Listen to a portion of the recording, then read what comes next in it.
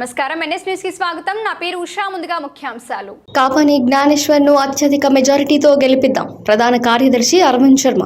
Chevella parliament BRS అభ్యర్థి కాసాని జ్ఞానేశ్వర్ ను భారీ మెజారిటీతో గెలిపిద్దామని మహేశ్వరం నియోజకవర్గం బీఆర్ఎస్ ప్రధాన కార్యదర్శి మోరుకుంట్ల అరవింద్ శర్మ అన్నారు.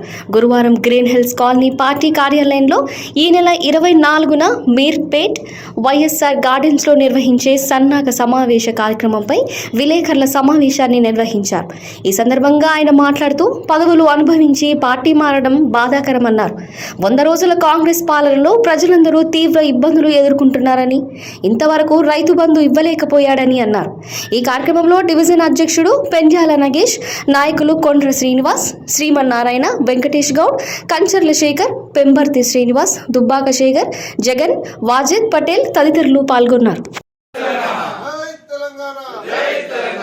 కేసీఆర్ గారి నాయకత్వం, సబితమ్మ గారి నాయకత్వం, జై తెలంగాణ. ఎంపీ మీటింగ్ సక్సెస్ కావాలి, సక్సెస్ కావాలి. సబితమ్మ గారి ఆధ్వర్యంలో జై తెలంగాణ. కేసీఆర్ గారి నాయకత్వం, కేటీఆర్ గారి నాయకత్వం, సబితమ్మ గారి నాయకత్వం, జై తెలంగాణ.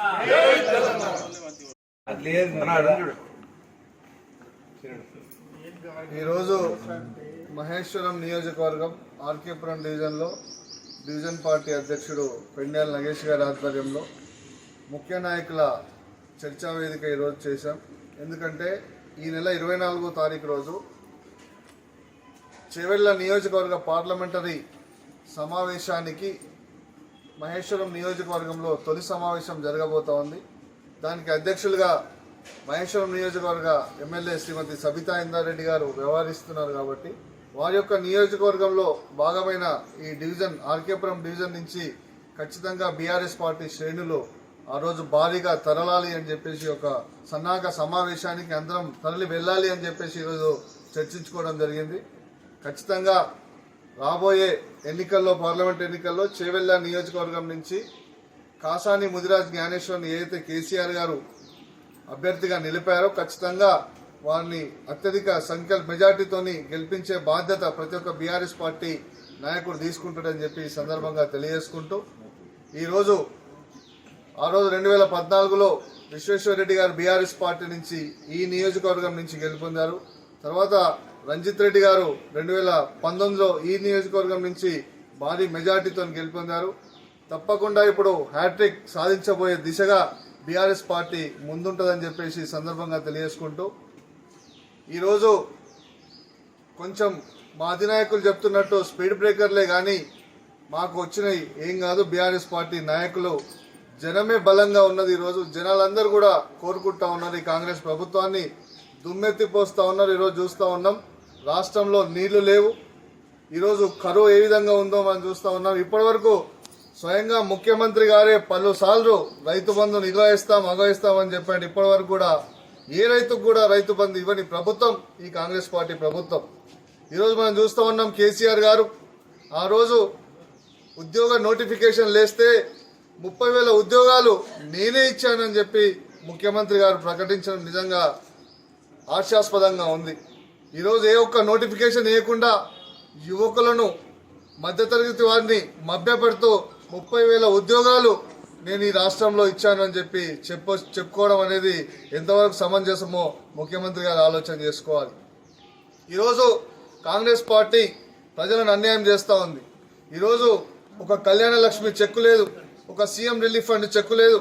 ఏమనంటే ఢిల్లీకి పోవడం, ఢిల్లీలో ఏదో లాబింగ్ చేసుకోవడం, బీఆర్ఎస్ పార్టీ నుంచి నాయకులను చేర్చుకోవడం తప్ప కాంగ్రెస్ పార్టీ ఈరోజు ప్రజలకు చేస్తూ ఉన్నది ఏమీ లేదు. 6 గ్యారంటీల పేరుతో ఈ 3 నెలల్లో 60 సార్లు కాంగ్రెస్ పార్టీ ప్రజలను మోసం చేస్తూ ఉంది.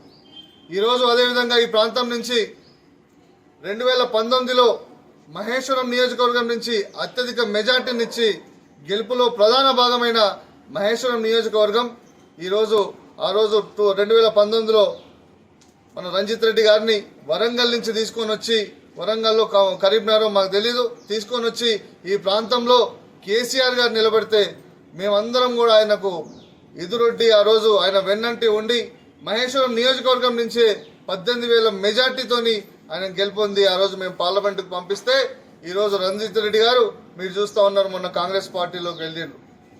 మరి బీఆర్ఎస్ పార్టీతోని కేసీఆర్ గారితోని కేటీఆర్ గారితోని అత్యంత సన్నిహితులుగా మెలుకుంటూ ఈరోజు పార్టీ ఈరోజు కష్టాల్లో ఉంది. ఒక రోజు మా కేసీఆర్ గారు అనారోగ్యంగా కొంచెం అదిగా ఉన్నారు. అదేవిధంగా ఈరోజు లేనిపోని నిందలతోని లేనిపోని కేసులతోని కవిత గారిని ఈరోజు అరెస్ట్ చేయడం జరిగింది. అదేవిధంగా అట్లాగే ఈరోజు పార్టీ అధికారంలో లేదు, అందుకే మీరు పోతున్నారా? ఇట్లాంటి సమయంలో కేసీఆర్ గారికి అండదండగా ఉండాల్సిన బాధ్యత మీ పైన ఉండే, కానీ మీరు ఏదైతే ప్రభుత్వ పరంగానో ఏదైతే సొంత ప్రయోజనాల కోసమో ప్రభుత్వంలోనే ఉండాలని ఒక నిస్వార్థంతో ఈరోజు పార్టీని వేయడం నిజంగా మాకు అందరూ కూడా బాధాకరం, అవమానకరం. ఈరోజు తప్పకుండా మేము హెచ్చరిస్తూ ఉన్నాం. ఈరోజు ఈ పార్లమెంటరీ ఎలక్షన్లో ఖచ్చితంగా ఏదైతే కొండా విశ్వేశ్వరరెడ్డి గారిని 2014లో ఆయనను గెలిపించి మళ్ళీ 2019 పార్టీ మారిండో ఆయన ఓడించాం. ఈరోజు రంజిత్ రెడ్డి గారు కూడా ఖచ్చితంగా అదే పరిస్థితి వస్తుందని చెప్పి ఈ సందర్భంగా మేము తెలియజేసుకుంటా ఉన్నాం. ఖచ్చితంగా రాబోయే రోజుల్లో చేవెళ్ళ పార్లమెంటరీ అభ్యర్థిగా ఖచ్చితంగా బీఆర్ఎస్ పార్టీ నుంచి హ్యాట్రిక్ విజయం సాధించబోతున్నామని చెప్పి అందుకే ఈ సన్నాహక సమావేశాలు ఏర్పాటు చేసుకోవడం జరిగింది. మీ ద్వారా కార్యకర్తలందరినీ కోరుతా ఉన్నాం, నాయకులందరినీ కోరుతా ఉన్నాం. ఏదైతే 24 తారీఖు రోజు SYR గార్డెన్లో శ్రీమతి సబితా ఇంద్రారెడ్డి గారి ఆధ్వర్యంలో జరగబోతున్న చేవెళ్ల పార్లమెంటరీ సన్నాహక సమావేశానికి మహేశ్వరం నియోజకవర్గం నుంచి అత్యధిక సంఖ్యలో బీఆర్ఎస్ పార్టీ నాయకులు, కార్యకర్తలు, కుటుంబ సభ్యులు పాల్గొని దిగ్విజయం చేయాలని చెప్పేసి ఈ సందర్భంగా మీ ద్వారా కోరుతా ఉన్నాం. జై తెలంగాణ.